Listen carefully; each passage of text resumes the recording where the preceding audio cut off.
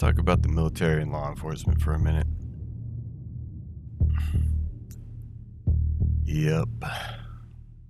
So, I've done both. I'm currently still in law enforcement.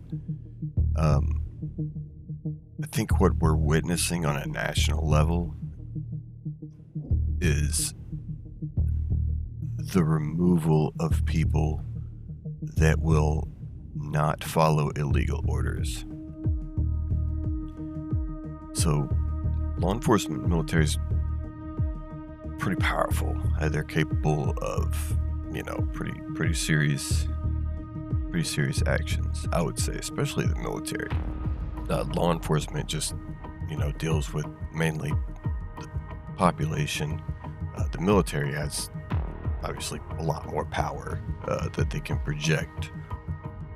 So they're both set up to be our protectors, both law enforcement and military. Military obviously is to protect us from external threats, and law enforcement is to protect us from criminals and bad people. So the potential to do great good can also be flipped on its head and become the potential to do great evil. What stops it is the people that make up those organizations, because those people know and they take an oath to protect and defend the Constitution of the United States, both law enforcement and military. The Constitution has a lot of restrictions on what those two military and law enforcement, what they can do to the people. Now, if you were to remove those constraints, or if you were to have an organization made up mainly of people that would not mind if you broke through those constraints and did those kinds of things anyway, the potential for big evil is certainly there. Now, in the military, for example, when we go through basic, boot, whatever you want to call it, recruit training, you take multiple classes on the Constitution and illegal orders, okay? Because even as a recruit, it is your duty to disobey an illegal order, okay? It's your job to. Okay, so we have a bunch of people that take that seriously. What if you didn't have them? Like, for instance, what if you could get them all to quit quickly in rapid succession? Or if you could find a way to fire them or get them to retire, basically leave the service that we're talking about. For instance, mandated vaccinations, where if you do not inject something into your body, you get fired. That's what the military is doing right now. That's what a lot of police agencies are doing right now. Or how about this one? What about if you do your job too well, you get into trouble? Or if you follow your training, you get into trouble in a use of force situation. What about then? So the thing that you taught those employees to do, and when it comes time for them to do that thing, then they get demonized for it.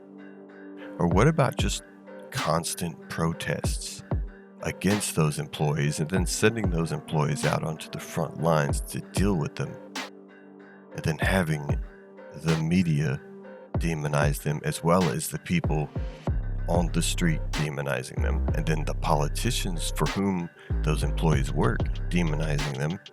So it kind of feels like everybody hates you every day for months. See where I'm going with this? Wouldn't that be a pretty hard job to feel proud of? It'd start to wear on you, don't you think? What about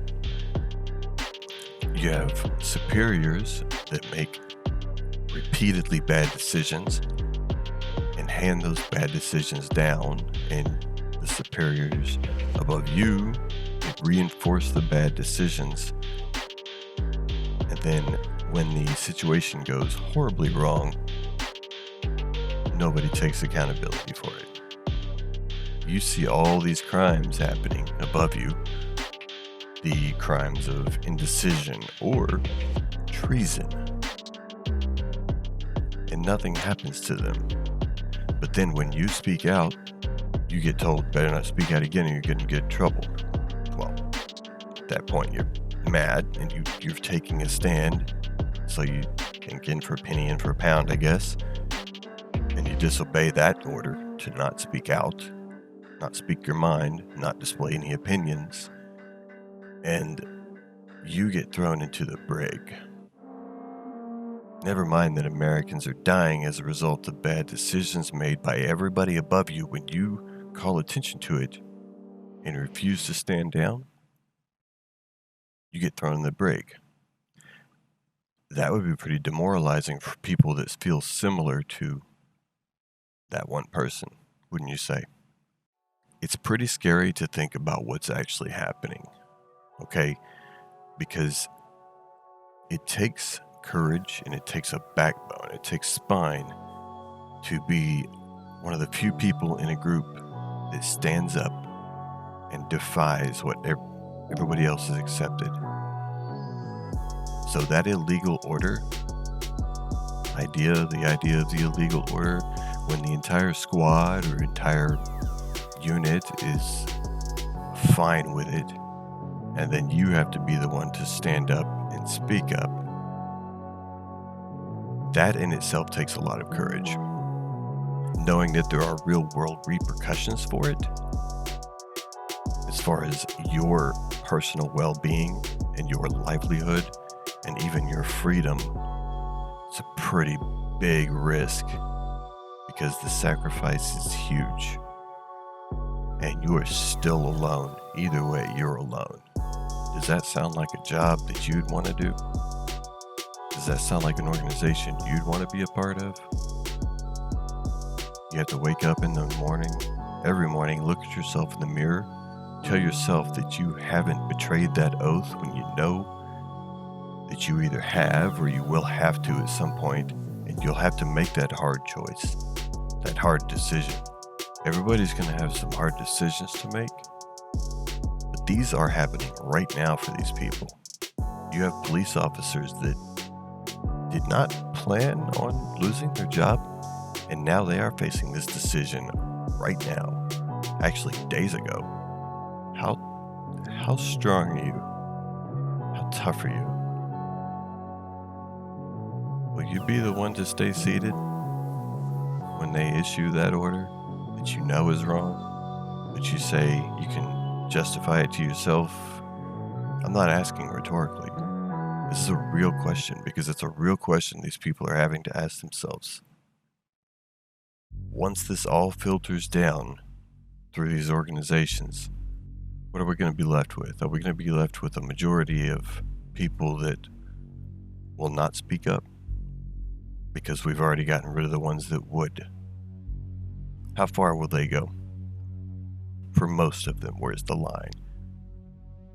What order will they not obey?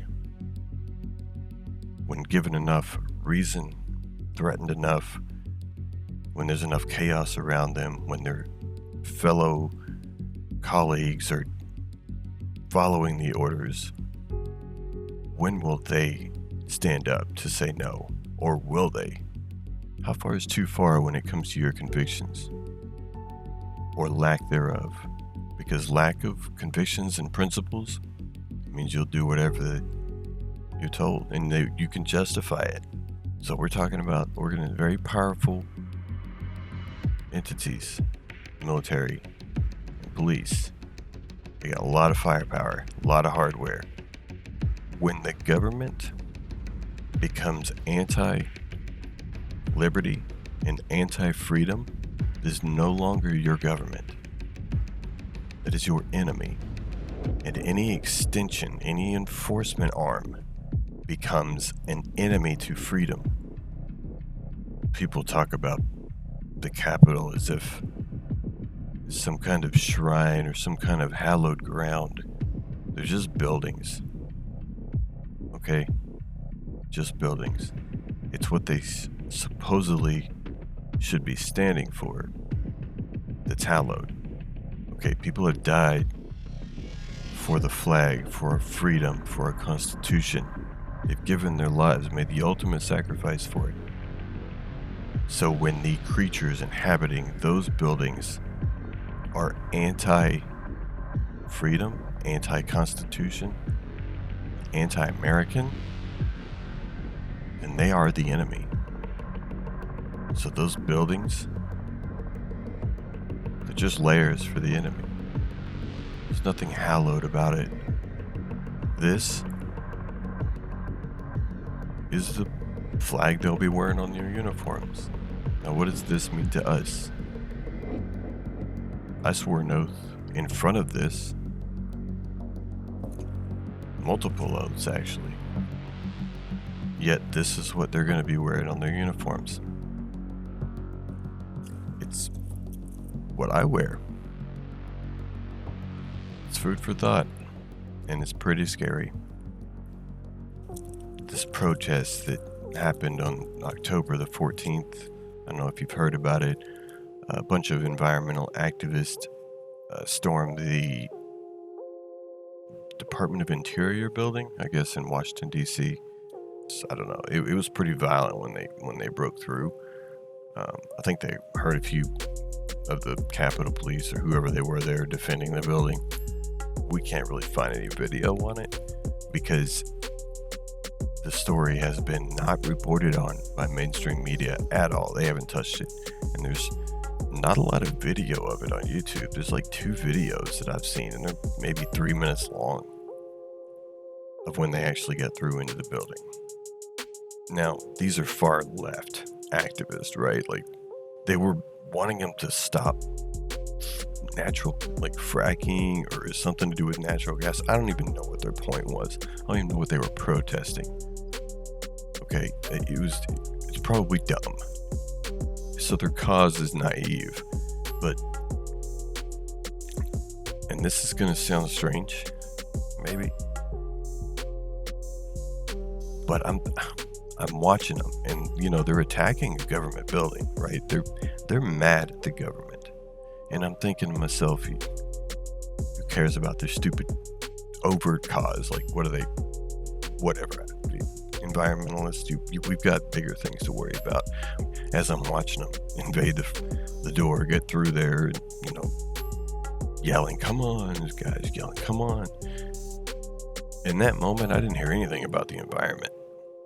And I'm seeing these people, I'm thinking to myself, same thing I saw on January 6th. Are they really... Is the ideology really that strong? Because I'm wondering if there's something even deep within them that they know and they hate the government, just like I hate what it's become. Okay? They're fighting for a BS cause, nobody cares, but maybe that's not really what they're fighting for. Maybe some of these people on an individual inside level, like deep down, they're fighting the government because they're fighting tyranny.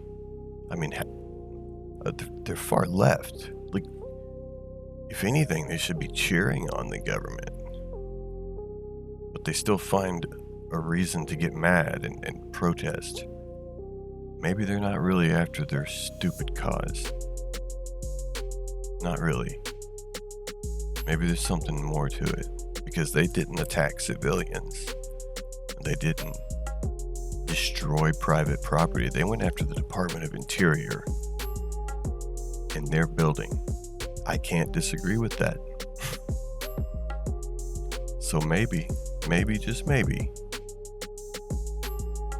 left and right, maybe deep down, we have the same goal as people, not as politicians. That's a different animal. But the people that believe in the BS that these things spew out on a regular basis? What if deep down, we're all the same? I've been saying this for a while now, especially since January 6th.